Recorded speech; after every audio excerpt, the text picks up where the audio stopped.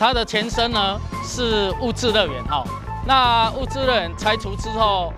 阮地方就咧想讲要那个活化，所以呢，刚好它的位置是伫咱的庙的边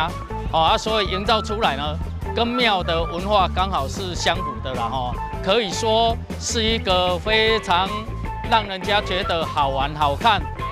的地方哈所以相信这个公园在这促进我们的宗教文化也好，促进我们的观光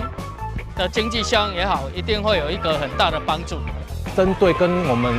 妈祖庙对不对做一个共融的部分，那我们基本上是用它的太极的理念，配合现地的一些原本的一些设施，那可以营造一个儿童跟我们现地的一个产业的一个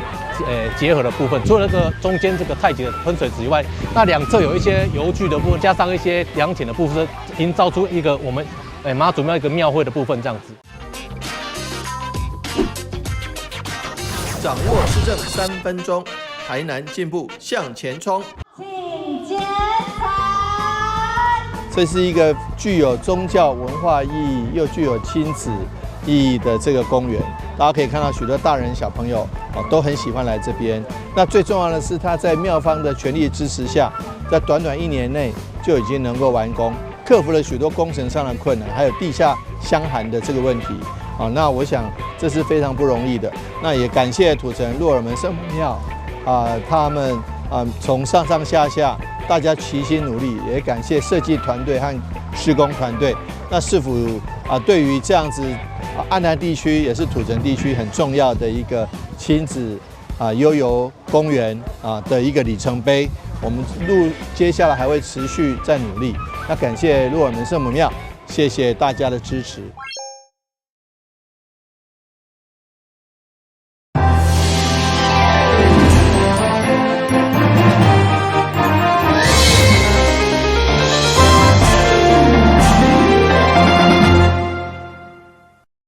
台南市最近小连续传出直行车去互长外的大货车加入去车链内底，以示视线的死角加内轮差来做事。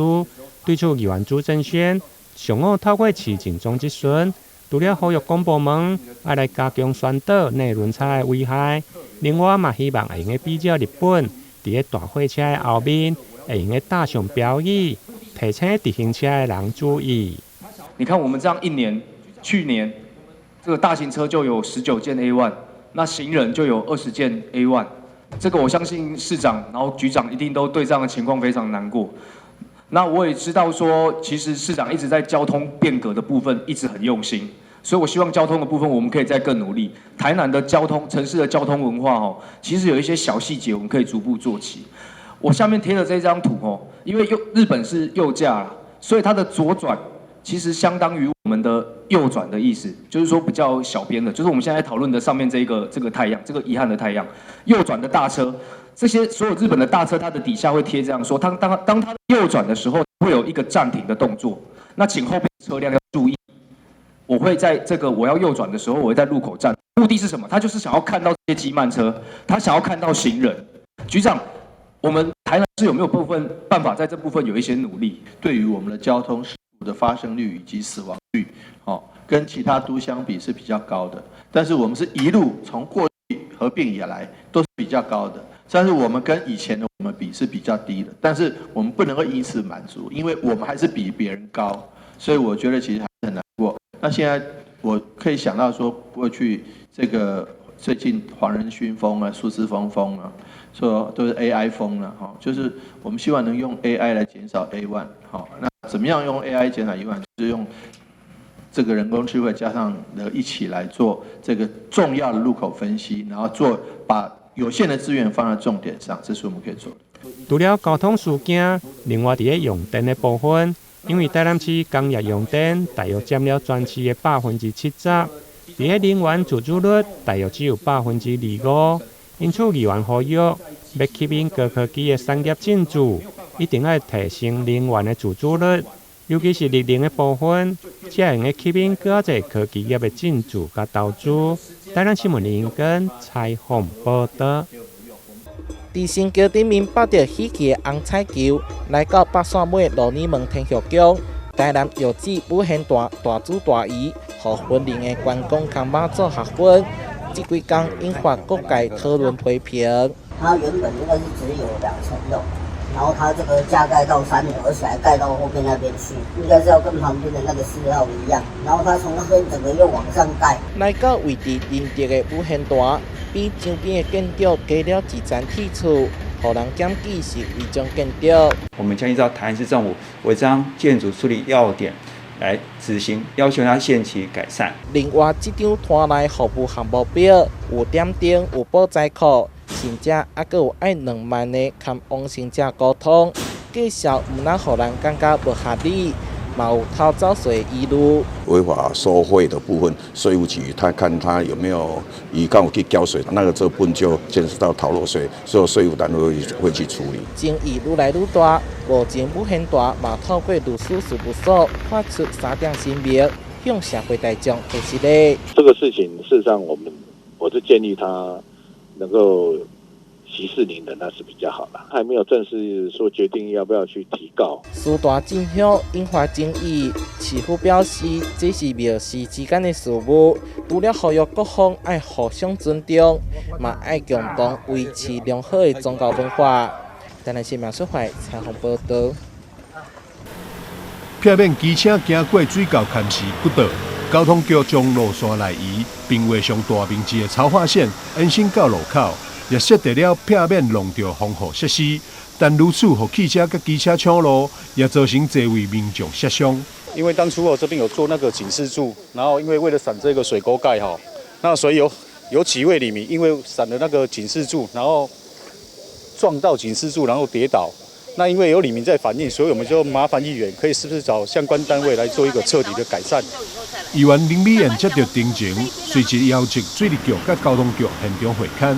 议员认为当地地势是路架，无积水遗路，无需要设水沟坎挂，要求市府相关单位爱赶紧调整。汽车跟机车是会相继在争道啦，所以第一时间跟水利局反映的时候他们也来到现场看的啦。那真的是他们我想他们自己也会觉得真的是很危险，所以昨天下午反映以后，他们马上就是做一个改善了。今天到现场看，他们是拔港了，但是在拔港的下面也有一个问题，就是水沟盖的问题会打滑。在这个部分，我们也会要求水利局用最快的速度，把水沟盖的这个问题打滑的问题，要赶快彻底去解决。接到这个问题之后，我们马上就会同交通单位来做一个现勘，然后我们也将这个防撞杆的位置。未来会做一个调整，包括它的这个潮化的线型的部分。那另外比较主要是那边也有一个水沟的孔盖那这个孔盖我们会来下地，因为我们评估之后它不影响排水那未来大概2周内完成之后，相信这个问题可以获得充分的改善。议员希望道路规划调整了后，会当减少意外发生，同时也让这个全国唯一用荷兰语号名的哈赫纳尔森林，会当让地方成为城市地标。记者张世伟采访报道。来到隐藏在府中街巷内的吕祖庙旧址，不难看出这里的庙柱、庙墙，还有100年清代木构地砖，见证岁月沧桑。我拿给现金。我听我长辈说过，但我其实没有那么，就是已经有模糊印象。我那给现金就是在家，要含那个稻树，有台湾有一堆。台语有一句俗谚叫“寡拿给蛇金”，从社会世俗讽刺偷情，再衍生表里不一的意思。但在以前完整的话是“寡拿给蛇金，隔壁没给鸡腿”。典故起源就在吕祖庙，相传是情杀命案，与林头姐、陈守娘誉为清代府城3大奇案。德爱铁哥去传情，这个是一个民间文学的版本，这才是最精彩的部分。可到最后，到变成了血色腥膻的这个，甚至在发生命案变成奇案哦。吕祖庙也是台南纺织业的开端，现如今这块地早已被民宅切分包围。2020年有个人提报登录文化资产。经文资处勘查讨论后，因建物历经增改建，现存建筑与空间难以辨识原貌，依文化资产保存法不列册追踪。基业传奇所后来叫改名叫台南支部局，台南这支部局的对，拢伫吕祖庙叫隐心书院这个所在，然后后来完全无法度竞争啊，所以几冬以后就收起来。我家己个人感觉是会当保存落来，但是即马就是讲我即几号，你要争取要保存的话吼，可能困难度较悬。透过各种文化的方式来评估看卖。文化局强调，若透过历史场域调查及纪念物设置作业要点、制作纪念物说明标示牌以及导览活动等方式，可以让吕祖庙和台南基业传习所原址能够更好的被记忆下来。记者是怀谈的报道。台南是芒果的故乡，品种众多，也是台湾芒果最大的生产地。每年的6、7月是芒果生产的季节，一般芒果礼盒大多只装单一品种的芒果。台南市最近推出彩色芒果礼盒，随机混合有爱文、金黄、乌香与玉文等，结合台南400、台南的古迹以及后壁区家子代为发想，设计出彩色芒果礼盒。台南是芒果的故乡，也是全台湾芒果最大的生产地。那除了每年我们都是行销，主要都是行销爱文芒果。但事实上，我们除了爱文芒果之外，还有许多非常多的芒果，多到我自己名字都记不清楚了。但是我想说，有这么多好吃又漂亮的芒果，配上这个很棒的、配合我们嘎基德亚意象的这种水果包装盒，就构成了我们今年芒果行销的2大特点。那未来这样子的盒子，大家注意到，因为它上面有好多种水果，事实上我们未来包括可能文旦，也可能火龙果或是其他的水果，也可能用这样子的一个包装。那像火龙果有白肉跟红肉，我们也用那个综合包的概念，用彩虹盒，用嘎基德亚的概念。大家可以看到，事实上这样子的芒果，事实上是非常秀色可餐，非常好吃又非常好看。礼盒外装以夹子带蓝、绿、红条纹为主视觉，加上古迹景点以及文旦、凤梨、芒果等台南的水果图腾，侧边还印有台南400的图腾。市长表示，不止外观好看，而且还可一次品尝不同的风味芒果，不管是送人或自用都相当适宜。记者李银根台南报道。一群昆山科大视传系学生近期来到了台南知名烧烤店府城烧烤家进行图屋创作，而一般的店家不太可能借出门面让学生图屋。深入了解后，发现原来是因为烧烤家的老板蔡玉玲某次与昆山科大视传系老师潘义成聊到图屋的话题，决定支持学生艺术创作，将大门释出，让学生展现创意。我有一堂课程在教展示规划，然后我觉得就是可以带学生直接实做，我觉得是最好。然后刚好也跟老板就是聊到这件事情，然后老板也觉得很棒，也可以有这个合作，所以就刚好带着学生来做。然后因为我们旁边是那个合法涂鸦区，所以我们就延伸这个涂鸦墙的部分，然后直接做到地面，加上结合学生的专长来做这件事。我觉得这些学生都富有创作力，所以想说，那我们就融合台南在地的一些文化，然后以这种背景，然后来做我们的蓝色，象征的世界和平，然后用各种颜色来代表台南200多种小吃融合在一起，这样子。烧烤家的菜色以炭烤海鲜闻名，所以学生特别将海鲜图案融入创作中，同时在色彩搭配的部分也相当用心。颜色配是红色，红色就像是可能餐饮比较让人，它色彩感觉会让人比较有食欲。然后蓝色底是因为他们主打海鲜比较厉害，所以用蓝色底去做整个打底。然后里面字体用不同的颜色让它去跳脱出来。台南的一些在地的海产或是去做创作，然后遇到的困难的话，应该是就是手绘，因为它那个铁门上面会有那种很多凹槽，就是比较没办法画得那么平。老板蔡玉玲表示，开业17年首次与学校合作，因为紧邻的4维地下道，时常都能看到有人作画，也很感佩这些创作者。这次释出门面，让学生自由挥洒，期盼他们都能在艺术创作的路上继续前进。记者张硕维，台南报道。辉达要在台湾成立第2座研发中心，成为各县市最热门议题。高雄市长陈其迈受访时喊出赠送3传席位给在高雄投资的先进厂商，展现港都实力。高雄市议员陈丽娜就在议会中质询，说明高雄目前已经是准备好的状态，是否应加把劲进行招商。亚湾区事实上，我们的特茂山最近要盖6栋的这个办公大楼，还有2栋的这个住商办公跟住商共同使用的大楼。那所以这些空间事实上呢，我们高雄市是已经准备好了。我想只有恳切的谈过之后，知道厂商要什么，我们全力去配合。我们也希望在亚湾区的5G AIoT 可以真的发展起来，还要有更多的量能啊！怎么样让 NVIDIA 能够来的这件事情，我想是非常非常重要的。它是一个不论是实体上或是宣示性，对高雄的这个所谓的5G AIoT 的发展，都是一个很大的助力。我们就看这一次市长要卯足全劲，我们全高雄市民也都在期待。而黄仁勋多次提及自己喜欢逛夜市。高雄市经发局说明，高雄除了有六合、瑞丰的观光夜市，还有许多地区型夜市，都能满足企业员工与眷属。最熟悉的六合夜市里面呢，不论是海产粥或者是东山鸭头，其实都是我们游客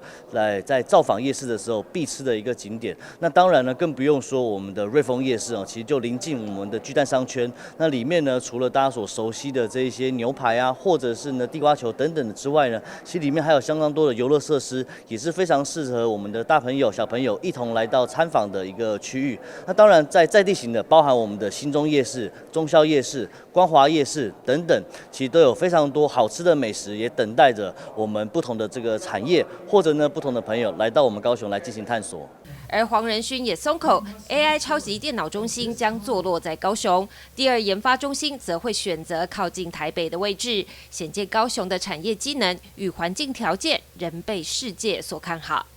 记者李家龙、吴佩珊高雄报道。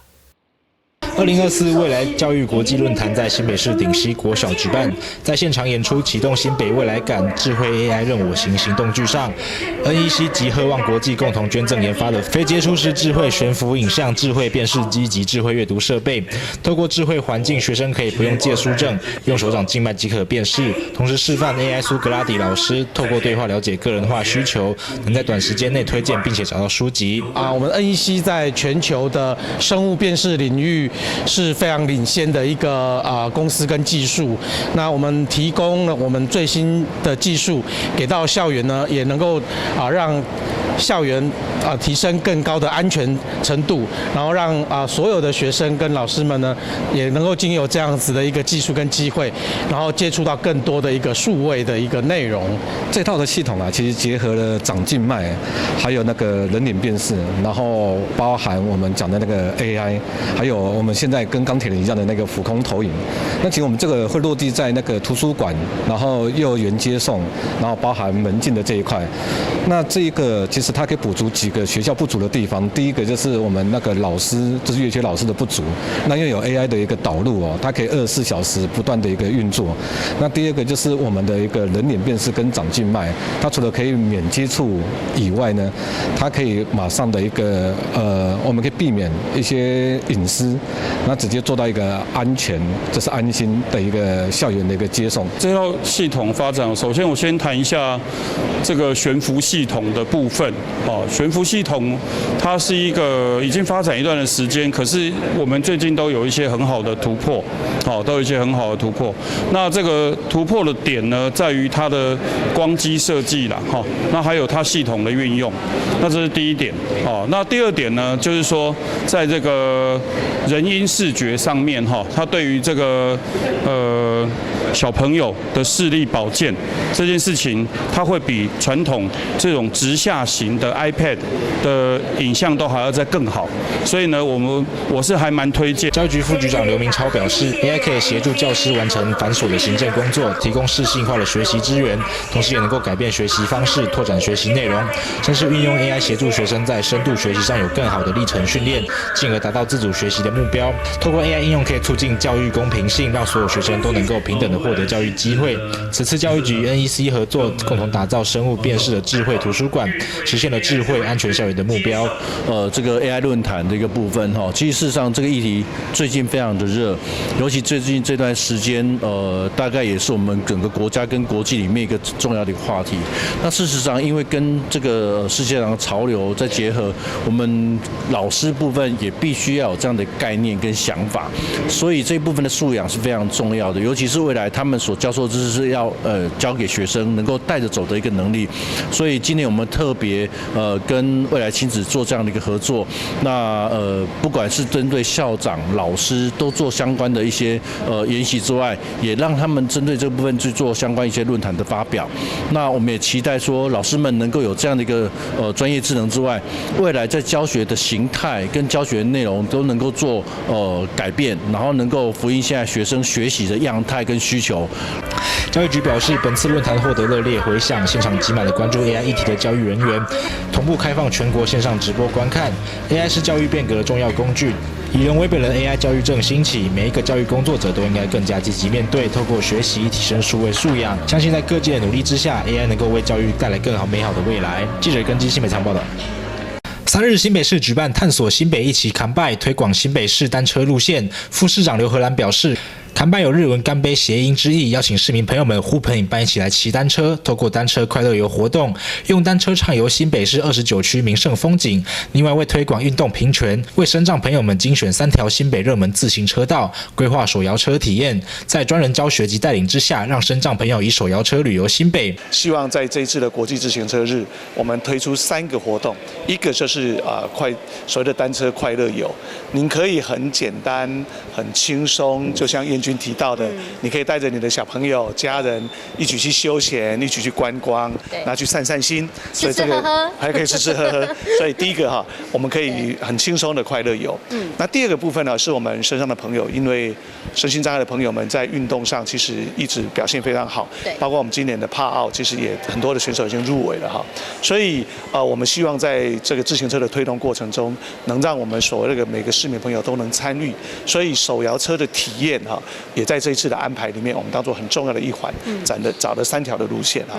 在历经出街29区单车快乐游体验，鼓励民众晋级环大台北自行车挑战，路线横跨新北市15个行政区，距离分别为100K 及160K 2种，长距离征战高度200公尺爬坡试炼，非常具有挑战性。骑士们踊跃报名，一起扛拜转拜为胜，终极拜客3大自行车活动，总计超过18条精选单车路线，以运动享受旅游生活。就是它是算是比较出街，然后刚入门的不管是大朋友或是小朋友都可以来体验的路线。而且我真的是很推荐，像夏天的时候很热，有没有？就一定要到山上里面，在山上里面，因为山上就会比较凉快啊，而且也可以吃山产啊，然后还有就是9份啊，像那个灿光寮啊，就可以到9份去吃那个粉圆，然后还有就是可以看看那个景色，夜景也可以啦，对啊，所以我真的觉得台湾有很多地方很棒，然后很值得我们去挖掘。体育局补充，边运动边旅行是国内外观光旅游新形态。新北市拥有全台最长自行车道超过680公里，非常适合边骑车边玩的运动旅游。鼓励民众踊跃参与，一起扛拜单车快乐游，转拜为胜。手摇车体验6月5号中午12点开放报名，终极拜客环大台北自由车挑战将在7月3号中午12点开放报名。报名资讯请持续关注新北运动据点粉丝专页。记者根基新北采访报道。